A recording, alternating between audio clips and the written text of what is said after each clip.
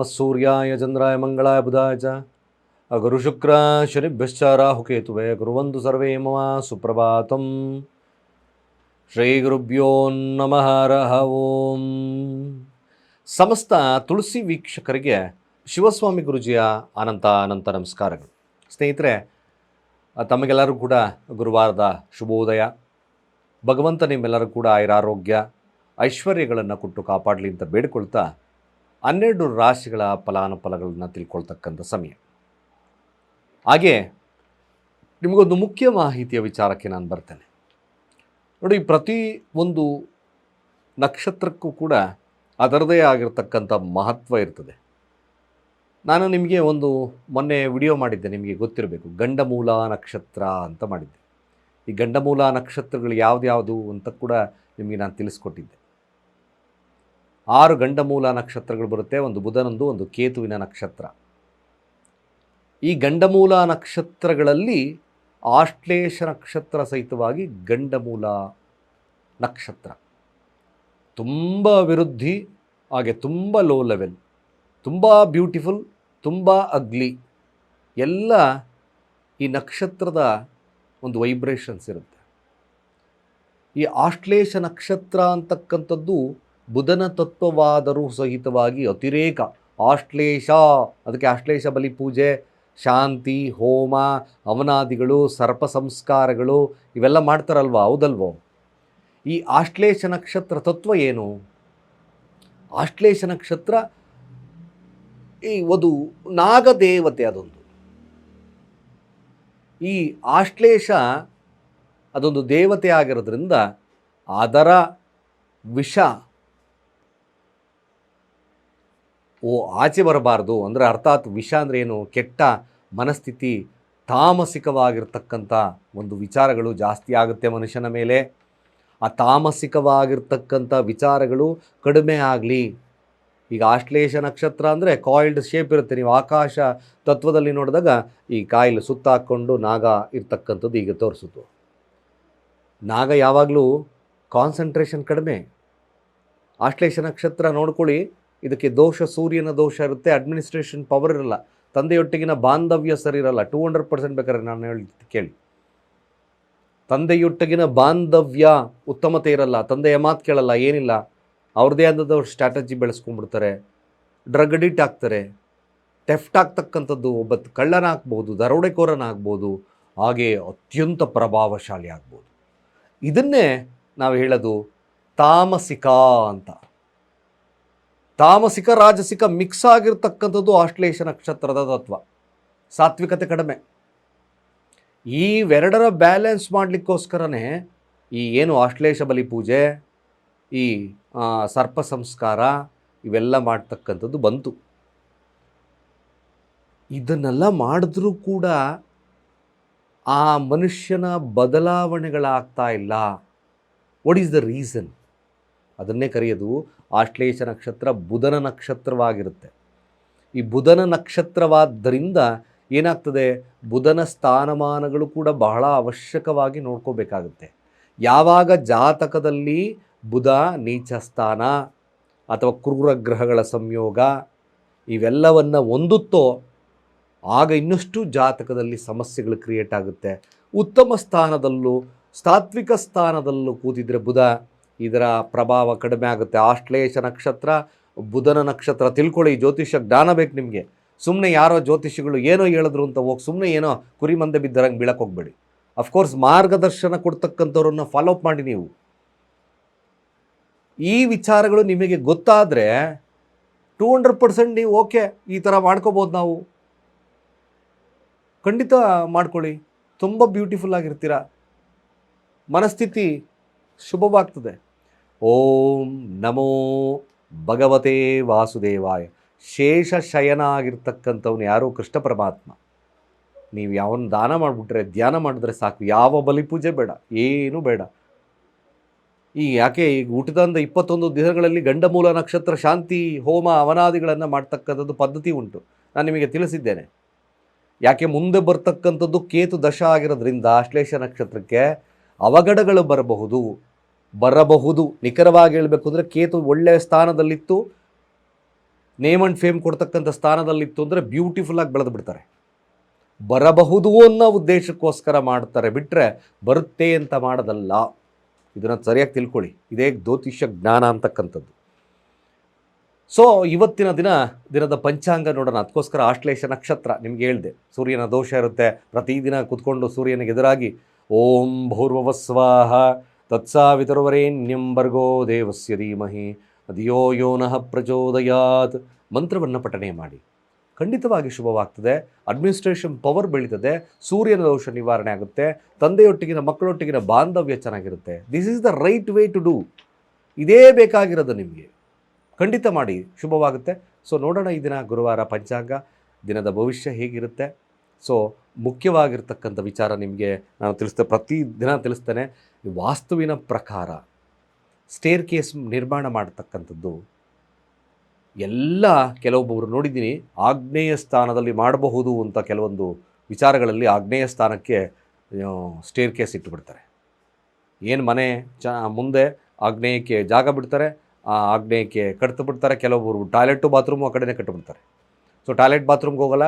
Stair case ಇಲ್ಲಿದ್ದರೆ ಏನಾಗ್ತದೆ, ನಿಮ್ಮ ಮನೆಯಲ್ಲಿ ಏನು ಕೊರತೆಗಳು ಉಂಟಾಗುತ್ತೆ. ಇದು 200% ಸತ್ಯಕ್ಕೆ ಬಹಳ ಹತ್ತಿರವಾಗಿರ್ತಕ್ಕಂಥ ವಿಚಾರ. ನೋಡಿ ಕೊನೆಯ ಭಾಗದವರೆಗೂ ಎಲ್ಲೂ ಯಾರು ಸ್ಕಿಪ್ ಮಾಡಬೇಡಿ. ಪ್ರತಿಯೊಬ್ಬರಿಗೂ ಜ್ಯೋತಿಷ್ಯದ ನಿಖರ ಬಾಂಧವ್ಯವನ್ನು ನಾನು ಕೊಡ್ತಾ ಇದ್ದೇನೆ. ಸೊ ನೋಡೋಣ ಗುರುವಾರದ ದಿನ ಈ ದಿನ ಯಾವ ನಕ್ಷತ್ರ ತಿಥಿ ಇದೆ, ಪಂಚಾಂಗ ಶ್ರವಣವನ್ನು ಮಾಡೋಣ. ಗುರುವಾರ ದ್ವಿತೀಯ ತಿಥಿ ಇರ್ತಕ್ಕಂಥದ್ದು 8:52 ಕೂಡ ದ್ವಿತೀಯ ತಿಥಿ ಇದೆ. ತದನಂತರ ತೃತೀಯ ತಿಥಿ ಪ್ರಾರಂಭ ಅಂತ ನೋಡಿದ್ವಿ.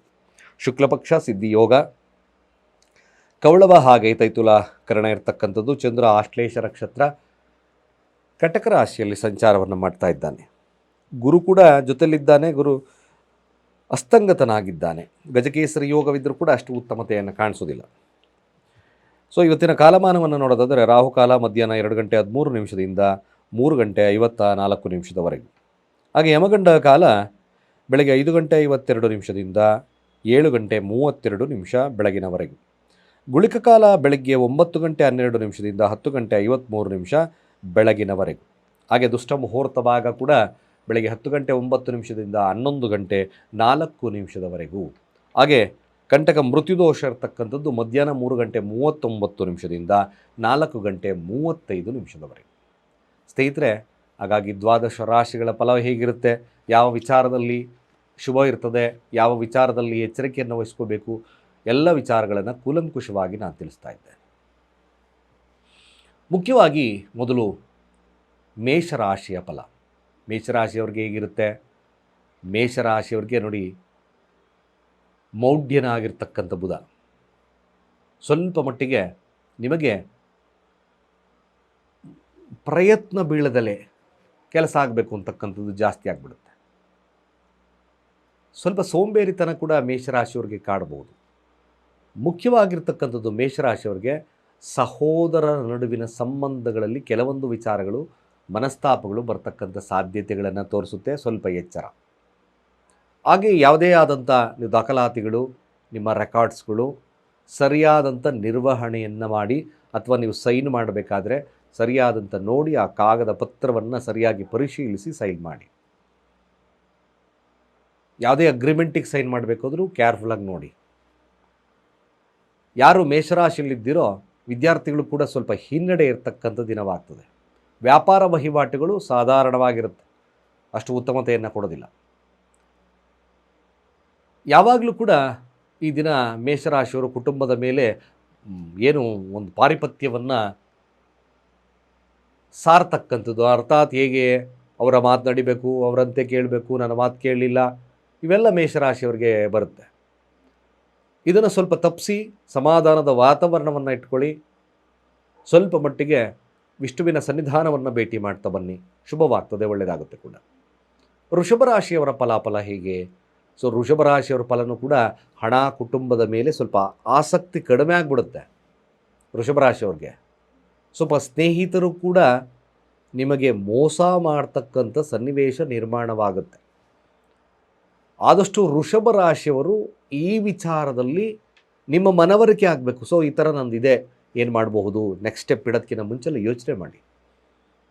ಅದರ್ವೈಸ್ ಖಂಡಿತ ಸಮಸ್ಯೆ ಬಂದ್ಬಿಡುತ್ತೆ. ಮೇಷರಾಶಿ ಕ್ರಿಯೇಟಿವ್ ಫೀಲ್ಡಲ್ಲಿ ಸ್ವಲ್ಪ ಮಟ್ಟಿಗೆ ಶುಭದಾಯಕವಾಗ್ತದೆ. ಸ್ವಲ್ಪ ಮಾತಿನ ಮೇಲೆ ವೃಷಭ ರಾಶಿಯವರು ನಿಗಾ ಇಡ್ತಕ್ಕಂಥದ್ದು ಭಾಳ ಒಳ್ಳೆಯದು. ಅದರ್ವೈಸ್ ಮಾತು ತಪ್ಪಿ ತೊದಲ ನುಡಿಗಳಾಗಿರ್ಬೋದು ಅಥವಾ ಬಾಯಿಂದ ಬರ್ತಕ್ಕಂಥ ಮಾತುಗಳು ಕೆಲವೊಂದು ಸಾರಿ ಸಮಸ್ಯೆಗಳನ್ನು ಓಡ್ತಕ್ಕಂಥದ್ದು ಇರ್ತದೆ. Communication is more important. ಮಾತಾಡಬೇಕಾದ್ರೆ ಎಚ್ಚರ, ಯಾವುದೇ ವಿಚಾರದಲ್ಲಾಗಿರ್ಬೋದು. ಸೊ ಈ ರೀತಿಯ ಒಂದು ದಿನಮಾನಗಳು ಈ ರಾಶಿಯವರಿಗೆ ನಡೀತಕ್ಕಂಥದ್ದು ಇರ್ತದೆ. ಸೊ ವೃಷಭ ರಾಶಿ ಸಾಧ್ಯವಾದಷ್ಟು ಕೂಡ ನೀವು ತುಳಸಿ ನೀರನ್ನು ಇದನ್ನು ಸೇವನೆಯನ್ನು ಮಾಡ್ಕೊಳ್ಳಿ. ವಿಷ್ಣುವಿನ ಸನ್ನಿಧಾನಕ್ಕೆ ಒಂದು ತುಳಸಿ ಮಾಲೆಯನ್ನು ಅಥವಾ ತುಳಸಿ ಹಾರವನ್ನು ಕೊಟ್ಟು ಪ್ರಾರ್ಥನೆಯನ್ನು ಮಾಡ್ತಾ ಬನ್ನಿ. ಪ್ರಾಥಮಿಕ ಹಂತದ ವಿದ್ಯಾರ್ಥಿಗಳಿಗೆ ಸ್ವಲ್ಪ ಹಿನ್ನಡೆ ಇರ್ತದೆ. ಬಿಸ್ನೆಸ್ ವಹಿವಾಟುಗಳು ಒಂದು ಸಾಧಾರಣವಾಗಿರ್ತಕ್ಕಂಥ ದಿನವಾಗ್ತದೆ. ಸೊ ಮಿಥುನ ರಾಶಿಯ ಫಲಾಫಲ ಹೇಗೆ ನೋಡಿ. ನಾನೇ ಅಂತಕ್ಕಂಥ ಅಹಂ ನಿಮ್ಮನ್ನು ಸೋಲಿಸುತ್ತೆ. ಇದನ್ನು ತಿಳ್ಕೊಳ್ಳಿ ಸ್ವಲ್ಪ ಮಿಥುನ ರಾಶಿಯವರು. ಇದು ದಾಂಪತ್ಯದಲ್ಲಿ ವಿರಸಗಳನ್ನು ತೋರಿಸೋದಲ್ದಲೇನ ಅಹಮ್ಮಿಂದ ಆರೋಗ್ಯ, ಹಣಕಾಸು, ವ್ಯಾಪಾರ, ಈಗ ದಾಂಪತ್ಯ ಜೀವನ ಇಲ್ಲಿ ಸ್ವಲ್ಪ ನಿಮಗೆ ಹೊಡೆತ ಬೀಳುತ್ತೆ. ಆರೋಗ್ಯದಲ್ಲಿ ಕೊಂಚ ಉತ್ತಮತೆ ಇರುತ್ತೆ. ಬಟ್ ನಿಮ್ಮನ್ನು ನೀವು ಆತ್ಮಾವಲೋಕನವನ್ನು ಮಾಡ್ಕೊಳ್ಳಿ. ನಾನು ಏನು ತಪ್ಪು ಮಾಡಿದೆ, ಎಲ್ಲಿ ಸರಿ ಮಾಡ್ಕೋಬೇಕು ಅಂತಕ್ಕಂಥದ್ದು ಭಾಳ ಅವಶ್ಯಕವಾಗಿ ಯೋಚನೆ ಮಾಡಿ. ಲಗ್ನದಲ್ಲೇ ಲಗ್ನಾಧಿಪತಿ ಇದ್ದಾನೆ, ಅಸ್ತಂಗತನಾಗಿದ್ದಾನೆ, ಮೌಢ್ಯಗೊಳಗಾಗಿದ್ದಾನೆ, ನಿಮ್ಮ ತಲೆನೂ ಹಾಗೆ ಆಗಿಬಿಡುತ್ತೆ. ಬುದ್ಧಿನೂ ಕೂಡ ಮಂಕು ಕವಿದ ವಾತಾವರಣವಿರುತ್ತೆ. ಸ್ವಲ್ಪ ಮಟ್ಟಿಗೆ ನೀವು ಭಾಳ ವಿಶೇಷವಾಗಿ ಗಣಪತಿಗೆ ಗರಿಕೆಯನ್ನು ಇಟ್ಟು ಪ್ರಾರ್ಥನೆ ಮಾಡಿ. ಓಂ ಗಂ ಗಣಪತಯೇ ವಿಘ್ನ ವಿನಾಶಿನೇ ಸ್ವಾಹ. ಓಂ ಗಂ ಗಣಪತಯೇ ವಿಘ್ನ ವಿನಾಶಿನೇ ಸ್ವಾಹ. ಈ ಮಂತ್ರದ ಮೂಲಕ ಗಣೇಶನನ್ನು ಆರಾಧನೆ ಮಾಡಿ. ಮುಖ್ಯ ಕಾರ್ಯಗಳಿಗೆ ಹೋಗಬೇಕು ಅಂದರೆ ಈ ಪ್ರಾರ್ಥನೆಯಿಂದ ಅಡೆತಡೆಗಳು ನಿವಾರಣೆ ಆಗೋದು ಸತ್ಯವಾಗುತ್ತೆ. ಮ್ಯಾಕ್ಸಿಮಮ್ ಮಾಡಿ ನೋಡಿ, ಶುಭದಾಯಕವಾಗ್ತದೆ. ಸೊ ಕಟಕ ರಾಶಿಯವರ ಫಲಾಫಲ ಹೇಗೆ ನೋಡಿ. ಕಟಕ ರಾಶಿಯವರಿಗೆ ಹಲವಾರು ಆಲೋಚನೆಗಳು ಬರುತ್ತೆ. ಹಲವಾರು ಈ ಕೆಟ್ಟ ಕೆಟ್ಟ ಆಲೋಚನೆ ಜಾಸ್ತಿ ಬರ್ತದೆ. ಸೊ ಹೇಗೆ ಆರೋಗ್ಯದ ಚಿಂತನೆಗಳಾಗ್ಬೋದು, ಹಣಕಾಸಿನ ಚಿಂತನೆಗಳು ಬರಬಹುದು, ಅಥವಾ ಸಹೋದರ ನಡುವಿನ ಬಾಂಧವ್ಯದಲ್ಲಿ ಏರುಪೇರಾಗ್ತಕ್ಕಂಥ ಸನ್ನಿವೇಶಗಳು ಬರ್ಬೋದು. ಬಂಧು ಬಾಂಧವರ ನಡುವಿನ ಸಂಬಂಧಗಳಲ್ಲಿ ಬಿರುಕುಗಳು ಉಂಟಾಗ್ಬೋದು ಕಟಕ ರಾಶಿಯವ್ರಿಗೆ. ಆ ವಿಚಾರವನ್ನು ಸ್ವಲ್ಪ ಕೂಲಂಕುಷವಾಗಿ ಆಲೋಚಿಸಿ ನಿರ್ಧಾರಗಳನ್ನು ತಗೊಳ್ಳಿ. ಈ ವಿಚಾರಕ್ಕೂ ಬಂದಾಗ ವಿದ್ಯಾರ್ಥಿಗಳಿಗೆ ಹಿನ್ನಡೆ ಇರತಕ್ಕಂಥದ್ದು ಸ್ವಲ್ಪ ನಷ್ಟದಾಯಕವಾಗಿರ್ತಕ್ಕಂಥ ದಿನವಾಗುತ್ತೆ. ವ್ಯಾವಹಾರಿಕವಾಗಿ ಸ್ವಲ್ಪ ಜಾಗರೂಕತೆಯಾಗಿ ನಡ್ಕೊಳ್ಳಿ. ಸಾಧ್ಯವಾದರೆ ನೀವು ಮೊದಲು ಹೊರಗಡೆ ಮನೆ ಹೊರಗೆ ಹೋಗೋದಕ್ಕಿಂತ ಮೊದಲು ಕಟಕ ರಾಶಿಯವರ ಹೆಸರುಗಳು ತಗೊಳ್ಳಿ. ನಿಮಗೆ ನೀವೇ 13 ಬಾರಿ ನಿವಾಳಿಸ್ಕೊಳ್ಳಿ. ಅಲ್ಲಿ ಯಾವುದಾದ್ರೂ ಗಿಡ ಅಥವಾ ಪಕ್ಷಿ ಪ್ರಾಣಿಗಳಿಗೆ ಪಕ್ಷಿಗಳಿಗೆ ಆಗ್ತಕ್ಕಂಥ ಕೆಲಸವನ್ನು ಮಾಡೋಗಿ ಸ್ವಲ್ಪ ಶುಭದಾಯಕವಾಗುತ್ತೆ, ಒಳ್ಳೆಯದಾಗುತ್ತೆ. ಹಾಗೆ ಸಿಂಹ ರಾಶಿಯವರ ಫಲಾಫಲ ಹೇಗೆ? ಖಂಡಿತ ಸಿಂಹರಾಶಿಯವ್ರಿಗೆ ಶುಭ ಫಲಪ್ರಾಪ್ತಿನೇ ಇದೆ. ಮೌಢ್ಯನಾಗಿರೋದ್ರಿಂದ ಸ್ವಲ್ಪ ಮಟ್ಟಿಗೆ ನಿಧಾನ, ಮಂದಗತಿ ಅಥವಾ ಎಕ್ಸ್ಪೆಕ್ಟೇಷನ್ಗೆ ಕಡಿಮೆ ಬರ್ತಕ್ಕಂಥದ್ದು ಇವೆಲ್ಲವೂ ತೋರಿಸುತ್ತೆ. ಅಫ್ಕೋರ್ಸ್ ಇದು ವೆರಿ ಗುಡ್ ಡೇ. ಆದರೆ ಸ್ವಾರ್ಥ ಬುದ್ಧಿ ಇರತಕ್ಕಂಥ ಸನ್ನಿವೇಶ ತೋರಿಸುತ್ತೆ ಸಿಂಹರಾಶಿಯವ್ರಿಗೆ. ಕುಟುಂಬದ ಮೇಲೆ ಕಾಳಜಿಯನ್ನು ವಹಿಸಿ, ಭಾಳ ವಿಶೇಷತೆ ಆಗುತ್ತೆ. ವಿದ್ಯಾರ್ಥಿ ವರ್ಗದವರು, ವ್ಯಾಪಾರ ಮತ್ತೊಂದು ಎಲ್ಲ ವಹಿವಾಟುಗಳು ಸಿಂಹರಾಶಿಯವ್ರಿಗೆ ಚೆನ್ನಾಗಿ ನಡೆಯುತ್ತೆ, ತೊಂದರೆ ಇಲ್ಲ, ನಥಿಂಗ್ ಟು ವರಿ. ಕನ್ಯಾ ರಾಶಿಯವ್ರಿಗೂ ಅಧಿಕಾರದ ಮನೋಭಾವ ಇರ್ತಕ್ಕಂಥ ದಿನ. ರಾಜಕೀಯದಲ್ಲಿ ಇನ್ನೇನು ನನ್ನ ಸ್ಥಾನ ಭದ್ರವಾಗ್ತು, ಇನ್ನೇನು ನನ್ನ ನನಗೊಂದು ಒಳ್ಳೆ ನಿಗಮ ಮಂಡಳಿ ಆದರೂ ಕೊಡ್ತಾರೆ ಅಂದ್ಕೊಂಡಿದ್ದೆ ಅಂತಕ್ಕಂಥ ವಿಚಾರದಲ್ಲಿ ಸ್ವಲ್ಪ ಹಿನ್ನಡೆ ಆಗಬಹುದು ಕನ್ಯಾ ರಾಶಿಯವ್ರಿಗೆ.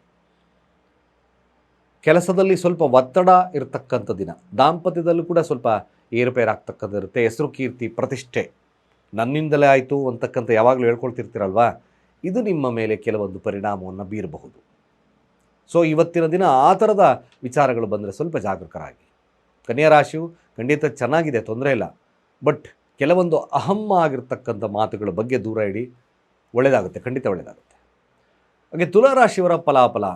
ಸೊ ತುಲಾರಾಶಿಯವ್ರಿಗೂ ಕೂಡ ಒಳ್ಳೆಯ ಸ್ಥಾನದಲ್ಲೇ ಬುಧನಿದ್ದು, ಚಂದ್ರ ಕೂಡ ದಶಮದಲ್ಲಿದ್ದಾನೆ. ಇವತ್ತಿನ ದಿನ ಏನಾದರೂ ಮಾಡಿ ಹೆಸರು, ಕೀರ್ತಿ, ಪ್ರತಿಷ್ಠೆ ಅಥವಾ ನಾನು ಯಾವುದಾದ್ರೂ ಕೆಲಸದಲ್ಲಿ ತೊಡಗೊಳ್ಳಲೇಬೇಕು ಅಂತಕ್ಕಂಥ ಮನೋಭಾವತೆ ಎಲ್ಲ ಬರ್ತದೆ. ಆದರೆ ನಿಮ್ಮ ಸಹಾಯ ಹಸ್ತಕ್ಕೆ ಬಂದಿರತಕ್ಕಂಥವರೇ ಸ್ವಲ್ಪ ನಿಮಗೆ ಏನಾದರೂ ಸಹಾಯ ಮಾಡಬೇಕು, ಇವನ್ನ ಅಟ್ಲೀಸ್ಟ್ ಒಂದು ಒಳ್ಳೆಯ ಸ್ಥಾನದಲ್ಲಿ ನೋಡಬೇಕು ಅಂತಕ್ಕಂಥವ್ರೆ ಸ್ವಲ್ಪ ಹಿನ್ನಡೆಯನ್ನು ಅನುಭವಿಸ್ತಕ್ಕಂಥ ಸಾಧ್ಯತೆ ಇರುತ್ತೆ. ಅವರು ಹಿನ್ನಡೆ ಅಂದರೆ ಆಗಲ್ಲಪ್ಪ, ಬೇಡ, ನನ್ನ ಕೈಲಿ ಆಗಲ್ಲ ಅಂತಕ್ಕಂಥ ಮಾತುಗಳನ್ನು ಹೇಳ್ಬೋದು. ಯಾರು ತುಲಾರಾಶಿಯಲ್ಲಿದ್ದೀರೋ ಸಾಧ್ಯವಾದಷ್ಟು ಡಿಪೆಂಡೆನ್ಸಿಯನ್ನು ಕಡಿಮೆ ಮಾಡ್ಕೊಳ್ಳಿ. ಓಕೆ, ನೋ ಪ್ರಾಬ್ಲಮ್, ನಾನೇ ಶಕ್ತಿಯುತವಾಗಿ ಮಾಡ್ತೀನಿ ಕೆಲಸ ಅಂತಕ್ಕಂಥ ಮನೋಭಾವನೆ ಇಟ್ಕೊಳ್ಳಿ. ಡೋಂಟ್ ಡಿಪೆಂಡೆಂಟ್ ಎನಿ ಬದರ್, ಯಾರ ಮೇಲೂ ಡಿಪೆಂಡ್ ಆಗಬೇಡಿದ್ದೀರಾ. ತಮ್ಮ ಕಾರ್ಯ ತಾವೇ ಸ್ವತಃ ಮಾಡ್ತಕ್ಕಂಥ ಕೆಲಸವನ್ನು ಮಾಡಿ. ನಿಮಗೆ ಸ್ವಲ್ಪ ದೈವದ ಮೇಲೆ ಭಕ್ತಿ ಹೊರಟೋಗ್ಬಿಡುತ್ತೆ. ಬಟ್ ಆ ಥರದ ವಿಚಾರಗಳು ತಲೆಯಲ್ಲಿ ಬಂತು ಅಂದರೆ ಲೆಫ್ಟ್ ಇಟ್, ಅದನ್ನು ಬಿಟ್ಟುಬಿಡಿ ದೂರ. ಬಂಧುಗಳ ನಡುವೆ ಉತ್ತಮ ಬಾಂಧವ್ಯವನ್ನು ಬಳಸ್ಕೊಳ್ಳಿ. ವಿದ್ಯಾರ್ಥಿಗಳಿಗೆ ಸ್ವಲ್ಪ ಲೇಸಿನೆಸ್ ಕಾಡ್ತಕ್ಕಂಥ ಸನ್ನಿವೇಶ ಬರ್ತದೆ. ಸ್ವಲ್ಪ ಹಸಿರು ವಸ್ತ್ರಧಾರಣೆ ಶುಭದಾಯಕವಾಗ್ತದೆ. ವೃಶ್ಚಿಕ ರಾಶಿಯ ಫಲಾಫಲ 12 ಮನಿ, ಯಾವುದಾದ್ರೂ ಒಂದು ಕಡೆಯಿಂದ 12 ಮನಿ ಪ್ರಾಪ್ತತೆ ಆಗ್ತಕ್ಕಂಥ ಸಾಧ್ಯತೆ ಬರುತ್ತೆ. ಹಾಗೆ ಒಂದು ರೀತಿಯಾಗಿ ಭಯದ ವಾತಾವರಣನೂ ಕೂಡ ಇರುತ್ತೆ. ನೀವು ಎಕ್ಸ್ಪೆಕ್ಟೇಷನ್ ಮಾಡಿಲ್ಲಲೇ ಇರತಕ್ಕಂಥ ವಿಚಾರಗಳು ಕೆಲವೊಮ್ಮೊಮ್ಮೆ ನಿಮ್ಮ ಕಣ್ಣೆದುರಿಗೆ ಬಂದ್ಬಿಡುತ್ತೆ. ಕೆಟ್ಟ ಕೆಟ್ಟ ಕನಸುಗಳು ಸಾಧ್ಯತೆ ತುಂಬ ಜಾಸ್ತಿ ಇದೆ ವೃಶ್ಚಿಕ ರಾಶಿಯಲ್ಲಿರ್ತಕ್ಕಂಥವ್ರಿಗೆ. ಆದಷ್ಟು ಕೂಡ ಯಾವುದೇ ಒಂದು ಸಹೋದರ ನಡುವಿನ ಬಾಂಧವ್ಯವನ್ನು ಹಾಳು ಮಾಡ್ಕೋಬೇಡಿ. ಈ ದಿನ ಅಕಸ್ಮಾತ್ ಆ ಕ್ರಿಯೆ ಬಂದರೆ ನೀವು ಶಾಂತ ರೀತಿಯಿಂದ ಈ ದಿನ ಅದನ್ನು ಸಾಲ್ವ್ ಮಾಡ್ಕೊಳ್ಳಿ. ಸಹೋದರ ಸಹೋದರಿಯರು ಯಾರೇ ಆಗಿರಬಹುದು, ಬಟ್ ಆಲೋಚನೆ ಬರೀ ನಿಗೂಢವಾಗಿರ್ತಕ್ಕಂಥ ಕಾರ್ಯಗಳಲ್ಲೇ ಜಾಸ್ತಿ ತೊಡಗ್ತಕ್ಕಂಥದ್ದಿರುತ್ತೆ. ಸಾಧ್ಯವಾದಷ್ಟು ಕೂಡ ನೀವು ವಿಷ್ಣುವಿಗೆ ಪೂಜೆ ಮಾಡಿಸಿ, ಅರ್ಚನೆಯನ್ನು ಮಾಡಿಸಿ, ಅಲ್ಲಿ ಸ್ವಲ್ಪ ಹೆಸರು ಕಾಳಿನ ಫಲಹಾರವನ್ನು ಹಂಚ್ತಕ್ಕಂಥದ್ದು ಭಾಳ ಮುಖ್ಯ, ಒಳ್ಳೆಯದಾಗುತ್ತೆ ಕೂಡ. ಧನುರಾಶಿಯ ಫಲಾಫಲ ಹೇಗೆ? ಸೊ ದಾಂಪತ್ಯದಲ್ಲಿ ನಿರಾಸದಾಯಕವಾಗಿರ್ತಕ್ಕಂಥ ಪ್ರವೃತ್ತಿ, ಹಾಗೆ ಬಿಸ್ನೆಸ್ಸಲ್ಲೂ ಕೂಡ ಹಿನ್ನಡೆ ಅನುಭವಿಸ್ತಕ್ಕಂಥ ಸಾಧ್ಯತೆಗಳು ಬರುತ್ತೆ. ಬಿಸ್ನೆಸ್ ಚೆನ್ನಾಗಿದೆ ಆದರೆ ಫಲವಿಲ್ಲ ಅಂತಕ್ಕಂಥದ್ದು ಬರುತ್ತೆ. ಅತಿಯಾದಂಥ ಕೋಪದಿಂದ ನಿಮಗೆ ಸಮಸ್ಯೆಗಳು ಉಂಟಾಗ್ತಕ್ಕಂಥದ್ದು ಜಾಸ್ತಿ ಇದೆ. ಕೋಪ ನಿಯಂತ್ರಣದಲ್ಲಿ ಅವಶ್ಯಕವಾಗಿಟ್ಕೊಳ್ಳಿ ಧನುರಾಶಿಯವರು. ಇಲ್ಲಾಂದರೆ ಬಂಧು ಬಾಂಧವ್ಯದಲ್ಲಿ ಕೊರತೆಗಳು ಖಂಡಿತವಾಗಿ ಬರುತ್ತೆ. ವಿದ್ಯಾರ್ಥಿ ವರ್ಗದವರಿಗೆ ಸ್ವಲ್ಪ ಶುಭವಿದೆ. ವ್ಯಾಪಾರಸ್ಥರಿಗೆ ಅಲ್ಪ ಲಾಭ ಅಂತ ನೋಡಿದ್ವಿ, ಅಷ್ಟು ಲಾಭದ ವಿಚಾರದಲ್ಲಿ ಸ್ವಲ್ಪ ಹಿನ್ನಡೆ ಇರ್ತಕ್ಕಂಥ ಸಾಧ್ಯತೆ ಬರುತ್ತೆ. ಇದೊಂದು ಸಾಧಾರಣವಾಗಿರ್ತಕ್ಕಂಥ ಡೇ. ಮಕರ ರಾಶಿಯ ಫಲಾಫಲ. ಮಕರ ರಾಶಿಯವ್ರಿಗೆ ನೋಡಿ ನಿಜವಾಗ್ಲೂ ಚೆನ್ನಾಗಿದೆ. ಕೆಲಸದಲ್ಲಿ ಹಲವಾರು ಅಂದರೆ ಅಟ್ಲೀಸ್ಟ್ ಕೆಲಸದಲ್ಲಿ ಒಂದು ಉತ್ತಮ ಪ್ರಯತ್ನ ಅದ್ಭುತವಾಗಿರ್ತಕ್ಕಂಥ ಲಾಭವನ್ನು ಕೊಡುತ್ತೆ. ನಿರಾಸದಾಯಕವಾಗಿರ್ತಕ್ಕಂಥ ಪ್ರವೃತ್ತಿಯನ್ನು ತೋರಿಸ್ಬೇಡಿ. ಇದನ್ನು ಮಕರ ರಾಶಿಯರೇ ಬಿಡಪ್ಪ ಮಾಡಿದ್ರಾಯ್ತು ಕೆಲಸನ ಅಂತಕ್ಕಂಥದ್ದು ಒಂದು ವಿಚಾರ ನಿಮ್ಮ ತಲೆಯಿಂದ ಬಿಟ್ಟುಬಿಡಿ, ಖಂಡಿತ ಶುಭವಾಗುತ್ತೆ. ಹಾಗೆ ಮಕರ ರಾಶಿಯಲ್ಲಿರ್ತಕ್ಕಂಥವ್ರು ಶತ್ರುಗಳ ಮೇಲೆ ವಿಜಯವನ್ನು ಸಾಧಿಸ್ತಕ್ಕಂಥ ದಿನ. ಇದರ ಬಗ್ಗೆ ಭಾಳ ವಿಶೇಷವಾಗಿರ್ತಕ್ಕಂಥ ಫಲಲಭ್ಯತೆ ಆಗುತ್ತೆ. ಜೊತೆಗೆ ಈ ದಿನ ವಿದ್ಯಾರ್ಥಿ ವರ್ಗದವರಿಗೆ ಒಂದು ಸಾಧಾರಣತೆ ಇರುತ್ತೆ. ವ್ಯಾಪಾರದವ್ರ ಖಂಡಿತ ಚೆನ್ನಾಗಿದೆ, ತೊಂದರೆ ಇಲ್ಲ, ನಥಿಂಗ್ ಟು ವರಿ. ಕುಂಭರಾಶಿಯ ಫಲಾಫಲ ಹೇಗೆ? ಕುಂಭರಾಶಿಯವ್ರಿಗೆ ತುಂಬ ಪೊಸೆಸಿವ್ನೆಸ್ ಅಂದರೆ ಇದು ತುಂಬ ಜಂಬ, ಅಥವಾ ನನ್ನ ಕೈಲಾಗಿ ನಮ್ಮ ವಸ್ತು ಯಾಕೆ ತಗೊಂಡೆ, ಯಾಕೆ ಮುಟ್ತೆ ಅದನ್ನು, ಈ ಥರದ ಮನೋಭಾವತೆ ಬರುತ್ತೆ. ಮಕ್ಕಳ ಮೇಲೂ ಕೂಡ ಪ್ರಹಾರಗಳನ್ನು ಮಾಡ್ತಾರೆ, ಮಾತಿನ ಪ್ರಹಾರಗಳನ್ನು ಮಾಡ್ತಕ್ಕಂಥ ಸನ್ನಿವೇಶ ಬರುತ್ತೆ. Be aware of the friends. ಈ ದಿನ ಬರ್ತಕ್ಕಂಥ ಫ್ರೆಂಡ್ಸ್ಗಳೆಲ್ಲ ಕಪಟತನದಿಂದ ಕೂಡಿರ್ತಕ್ಕಂಥ ಸಾಧ್ಯತೆಗಳನ್ನು ತೋರಿಸುತ್ತೆ. ಹೊಸದಾಗಿ ಬರ್ತಕ್ಕಂಥ ಸ್ನೇಹಿತರು ಸ್ವಲ್ಪ ಎಚ್ಚರಕ್ಕೆ ವಹಿಸ್ಕೊಳ್ಳಿ. ಹಣಕಾಸು ವಹಿವಾಟು ಕೆಲಸದಲ್ಲಿ ಸ್ವಲ್ಪ ಎಚ್ಚರ, ಆರೋಗ್ಯದಲ್ಲಿ ಸ್ವಲ್ಪ ಈ ಏನು ಮೂಗಿನ ಕಾಯಿಲೆಗಳು ಬರ್ತಕ್ಕಂಥದ್ದು, ಆಕ್ಷಿ ಶೀತ ಈ ಥರದ ಸಮಸ್ಯೆಗಳನ್ನು ಎದುರಿಸ್ತಕ್ಕಂಥ ಸಾಧ್ಯತೆ ಈ ಕುಂಭರಾಶಿಯವ್ರಿಗಿದೆ. ಓಂ ನಮೋ ಭಗವತೆ ವಾಸುದೇವಾಯ ಧನ್ವಂತರಾಯೇ ಅಮೃತ ಕಳಶಹಸ್ತಾಯ ಸರ್ವಮಯ ವಿನಾಶನಾಯ ತ್ರೈಲೋಕ್ಯನಾಥಾಯ ಮಹಾವಿಷ್ಣುವೇ ನಮಃ. ಈ ಮಂತ್ರವನ್ನು 21 ಬಾರಿ ಹೇಳಿ, ಖಂಡಿತವಾಗಿ ಶುಭವಾಗುತ್ತೆ, ಲಾಭವೂ ಕೂಡ ಆಗುತ್ತೆ. ಕೊನೆಯದಾಗಿ ಮೀನರಾಶಿಯ ಫಲಾಫಲ ಹೇಗಿರುತ್ತೆ? ಮೀನರಾಶಿಯವರು ನೋಡಿ, ಒಂದು ಮಾರ್ಗವನ್ನು ಅಂದರೆ ಒಂದು ತಾವು ನಿರ್ಧಾರವನ್ನು ತಗೊಳ್ಳೋಕ್ಕೆ ಹಿಂದೆ ಮುಂದೆ ನೋಡ್ತಕ್ಕಂಥ ಸನ್ನಿವೇಶ ನಿರ್ಮಾಣವಾಗ್ಬೋದು. ಮನೆ ಆಸ್ತಿಯ ಬಗ್ಗೆ ಆಸಕ್ತಿ ಸ್ವಲ್ಪ ಕಡಿಮೆ ಆಗ್ತಕ್ಕಂಥರುತ್ತೆ. ವಿದ್ಯಾರ್ಥಿ ವರ್ಗದವ್ರಿಗೆ ಸ್ವಲ್ಪ ಆಸಕ್ತಿ ಕಡಿಮೆ ಆಗ್ತದೆ. ವ್ಯಾಪಾರ ವಹಿವಾಟುಗಳು ಕೂಡ ಒಂದು ಸಾಧಾರಣವಾಗಿ ನಡೆಯುತ್ತಿದ್ದಾನೆ. ಯಾಕಪ್ಪ ಹಿಂಗಾಯಿತು ಅಂತಕ್ಕಂಥದ್ದು ಬರುತ್ತೆ. ಡೋಂಟ್ ವರಿ, ತೊಂದರೆ ಇಲ್ಲ. ಬಟ್ ಆದಷ್ಟು ಕೂಡ ಈ ಒಂದು ಮೀನರಾಶಿಯಲ್ಲಿರ್ತಕ್ಕಂಥವ್ರು ವಿಷ್ಣು ಸಹಸ್ರನಾಮವನ್ನು ಪಠಣೆಯನ್ನು ಮಾಡಿ. ಸಾಧ್ಯವಾದರೆ ಮುಖ್ಯವಾಗಿ ಒಂದು ಹಸಿರು ವಸ್ತ್ರ ಧಾರಣೆ, ಹಸಿರು ಪೇಲ್ ಒಂದು ಗ್ರೀನ್ ಕಲರ್ ಜಾಸ್ತಿ ಯೂಸ್ ಮಾಡಿ. ಈ ದಿನ ಸ್ವಲ್ಪ ಶುಭದಾಯಕವಾಗುತ್ತೆ. ಇಷ್ಟು ದ್ವಾದಶ ರಾಶಿಗಳ ಈ ದಿನದ ಫಲಾಫಲ. ಮುಖ್ಯವಾಗಿ ವಾಸ್ತುವಿನ ಪ್ರಕಾರ ಖಂಡಿತವಾಗಿ ನಾನು ಹೇಳ್ತಾ ಇದ್ದೇನೆ, ಸಾಧ್ಯವಾದಷ್ಟು ನೀವು ಈ ಸ್ಥಾನದಲ್ಲಿ ಸ್ಟೇರ್ ಕೇಸನ್ನು ನಿರ್ಮಾಣ ಮಾಡಿದರೆ ಪ್ಲೀಸ್ ಅವಾಯ್ಡ್ ಮಾಡಿ. ನಾನು ಗುರುಗಳ ಮನೆ ನಿರ್ಮಾಣ ಮಾಡಿದ್ದೀನಿ, ಹೊರಗಡೆ ಸ್ಟೇರ್ ಕೇಸು ಆಗ್ನೇಯಕ್ಕೆ ತಗೊಂಡ್ಬಂದಿದ್ದೀನಿ, ಅಲ್ಲಿಂದ ಚೆನ್ನಾಗಿದೆ, ಮತ್ತಿಂಗ್ ಟು ವರಿ, ಇಳಿಯೋದು ಕೂಡ ಉತ್ತರಕ್ಕೆ ಇಳಿತೀನಿ, ಇವೆಲ್ಲ ನಾವು ವಿಚಾರ ಕೇಳ್ತೀವಿ. ಬಟ್ ಇಲ್ಲಿ ಏನಾಗುತ್ತೆ, ಅಂಥ ಮೇಜರ್ ಪ್ರಾಬ್ಲಮ್ ಬರೆದಿದ್ರೂ ಕೂಡ ಒಂದೇ ಒಂದು ಮೇಜರ್ ಪ್ರಾಬ್ಲಮ್ ಉಲ್ಬಣವಾಗುತ್ತೆ. ಆ ಮನೆಯಲ್ಲಿ ಹಣದ ಉಳಿತಾಯ ಏನು ಎಕ್ಸ್ಟೆಂಡ್ ಆಗ್ತಕ್ಕಂಥದ್ದು, ಉಳಿತಾಯ ಮಾಡ್ಕೊಂಡು ಬರ್ತಕ್ಕಂಥ ಈ ಮನಿ ಉಳಿತಾಯ ಏರ್ತಕ್ಕಂಥದ್ದು ಸ್ವಲ್ಪ ಕಡಿಮೆ ಆಗ್ತಾ ಬರುತ್ತೆ. ಹಾಗೆ ಮನೆಯ ಒಡತಿಯ ಮನಸ್ಥಿತಿ ಉತ್ತಮತೆ ಇರಲ್ಲ, ಸ್ವಲ್ಪ ಡಿಪ್ ಅಂದರೆ ಏನು ನಿಧಾನ ಏನು ನಿರ್ಧಾರ ತಗೊಳ್ಳೋದೇ ಇರತಕ್ಕಂಥ ಸನ್ನಿವೇಶಗಳು ನಿರ್ಮಾಣವಾಗುತ್ತೆ. ನನ್ನ ಅನಾಲಿಸಿಸ್ ಪ್ರಕಾರ ನಿಮಗೆ ಜಾಗವಿದ್ದಲ್ಲಿ ಪ್ಲೀಸ್ ಅವಾಯ್ಡ್ ದಟ್ ಪ್ಲೇಸ್. ಆ ಪ್ಲೇಸನ್ನು ಅವಾಯ್ಡ್ ಮಾಡಿ. ಆದಷ್ಟು ದಕ್ಷಿಣ ನೈಋತ್ಯ, ಪಶ್ಚಿಮ ನೈಋತ್ಯ ಸಾಧ್ಯವಾದಷ್ಟು ಗುಡ್ ಪ್ಲೇಸ್. ಅದರ್ವೈಸ್ ಕಷ್ಟ. ನೀವು ಉತ್ತರ ವಾಯುವ್ಯ ತಗೊಳ್ತಾರೆ ಕೆಲವರು, ಉತ್ತರ ವಾಯುವ್ಯ ಮಾಡರೇಟ್ಲಿ ಓಕೆ. ಒಂದು ಅದು ನಾವು ನೋಡೋದಾದರೆ ಎಷ್ಟು ಕೊಡ್ಬೋದು, 1/3 ಭಾಗ, ಒಂದು ಥರ್ಡ್ ಆಗಿ ಕೊಡ್ಬೋದು. ಅದು ಕೂಡ ಅಷ್ಟು ಉತ್ತಮತೆ. 2 ಜಾಗದಲ್ಲಿ ಸ್ಟೇರ್ ಕೇಸ್ ಬರ್ತಕ್ಕಂಥ ಸಾಧ್ಯತೆಗಳನ್ನು ತೋರಿಸ್ಬೋದು. ಇನ್ನು ಮಿಕ್ಕ ಕಡೆ ಅಷ್ಟು ಫಲವಿಲ್ಲ. ಎಕ್ಸ್ಪೆಷಲಿ ನಿಮಗೆ ಏನಾದರೂ ಆಗ್ನೇಯ ಮಾಡ್ತಾ ಇದ್ದೀರಾ, ಯು ಮಸ್ಟ್ ಸ್ಟಾಪ್ ದಟ್. ಖಂಡಿತವಾಗಿ ಸ್ಟಾಪ್ ಮಾಡಿ, ಇಲ್ಲಾಂದರೆ ಸಮಸ್ಯೆ ಖಂಡಿತವಾಗ್ತದೆ. ಖಂಡಿತ ಬರ್ತಕ್ಕಂಥದ್ದು. ಅನೇಕ ವಾಸ್ತುವಿನ ವಿಚಾರಗಳಿಗೋಸ್ಕರ ನಮ್ಮ ಕೆಳಗಿನ ನಂಬರ್ಗೆ ಡಯಲ್ ಮಾಡಿ ರೆಸ್ಟ್ ಮಾಡ್ಕೊಳ್ಳಿ ಅಂತ ಹೇಳ್ತಾ, ಸರ್ವೇ ಜನ ಸುಖಿನೋ ಭವಂತು.